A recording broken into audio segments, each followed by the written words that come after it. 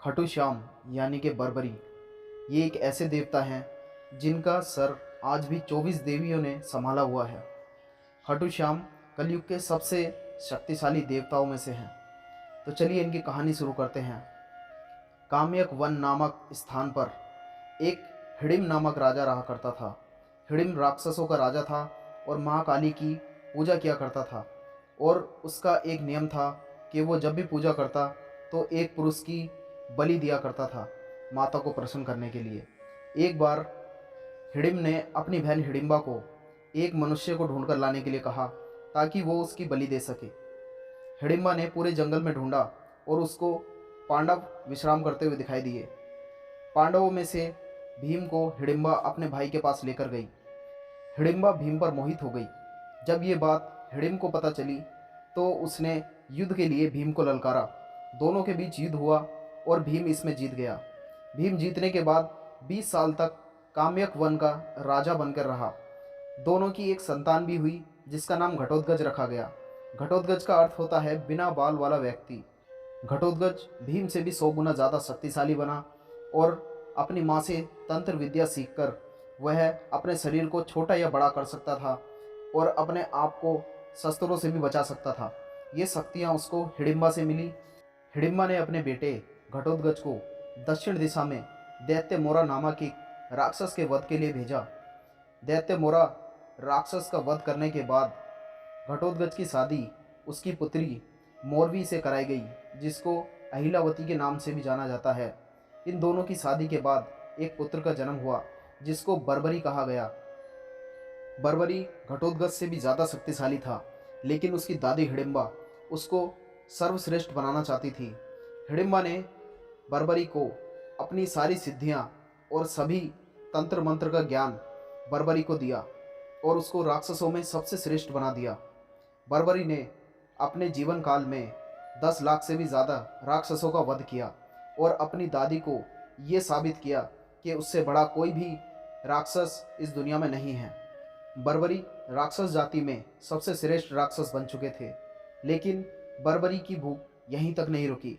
बर्बरी तीनों लोकों में सबसे श्रेष्ठ बनना चाहते थे, जिसमें उनकी दादी हिडिम्बा ने उनकी सहायता की।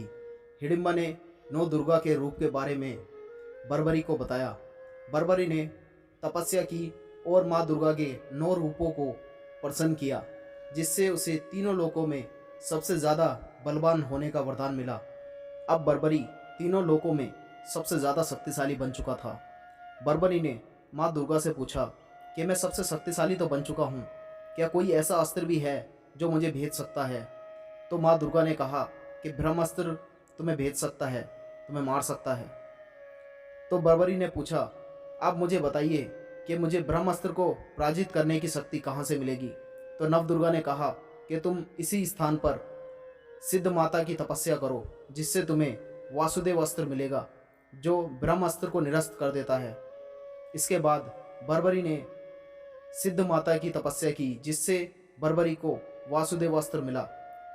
अब बर्बरी तीनों लोकों में सबसे ज़्यादा शक्तिशाली बन चुका था और ऐसा कोई अस्त्र नहीं था जो बर्बरी को मार सके।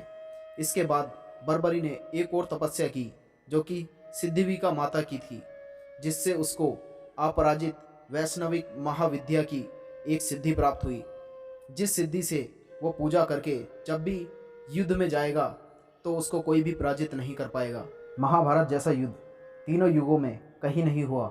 इतना बड़ा युद्ध जिसमें धरती तक लाल हो गई। उस युद्ध में बर्बरी सिर्फ अपने 3 तीर लेकर आए थे और तीनों तीर से वो पूरे युद्ध को समाप्त कर सकते थे।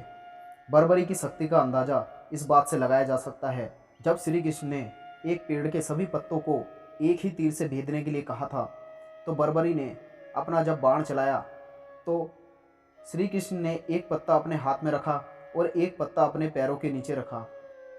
जब बर्बरी ने बाण चलाया तो पेड़ के सभी पत्तों में छेद हो गए, लेकिन श्री कृष्ण के पैर में जो पत्ता था उसमें छेद नहीं हुआ। वो बाण वहीं पर आकर रुक गया। लेकिन श्री कृष्ण ने अपने हाथ में रखे पत्ते को देखा तो उसमें छेद हो चुका था। श्री कृष्ण ये देखकर चौंक गए। श्री कृष्ण ने देखा कि ये ऐसा व्यक्ति भी हो सकता है जो मेरे हाथ में रखे पत्ते को भेद दे और मुझे पता भी ना चले। श्री कृष्ण जानते थे कि बर्बरी ने अपनी दादी को एक वचन दिया है कि वो हमेशा निर्बल लोगों की तरफ से लड़ेगा। इसीलिए श्री कृष्ण को ये पहले ही आभास हो गया था कि अगर बर्बरी इस युद्ध में भाग लेगा तो ये पहले पांडवों की तरफ से लड़ेगा, और जब कौरवों की सेना निर्बल हो जाएगी तो ये कौरवों की तरफ से लड़ेगा और पांडवों की सेना को ख़त्म कर देगा। श्री कृष्ण ने बर्बरी को ये बात समझाई कि तुम इस युद्ध में भाग नहीं ले सकते, क्योंकि तुम अपनी दादी को वचन दे चुके हो कि तुम निर्बल की तरफ से लड़ोगे। लेकिन बर्बरी और घटोत्कच भीम को ये वचन दे चुके थे कि वो युद्ध में भाग लेंगे और पांडवों की तरफ से लड़ेंगे। इसीलिए श्री कृष्ण ने बर्बरी का सिर मांगा ताकि वो युद्ध में भाग ना ले सके। इसके बाद श्री कृष्ण ने 24 देवियों को बुलाया और उनको बर्बरी का सिर संभालने के लिए कहा। श्री कृष्ण बर्बरी के इस बलिदान से काफ़ी प्रसन्न हुए और बर्बरी को ये वरदान दिया कि वो कलयुग में श्याम के नाम से, यानी कि श्री कृष्ण के नाम से जाने जाएंगे। बर्बरी को महाभारत के बाद खाटू नामक स्थान पर दफनाया गया, जो कि राजस्थान में स्थित है। इसीलिए उनका नाम खाटू श्याम पड़ा।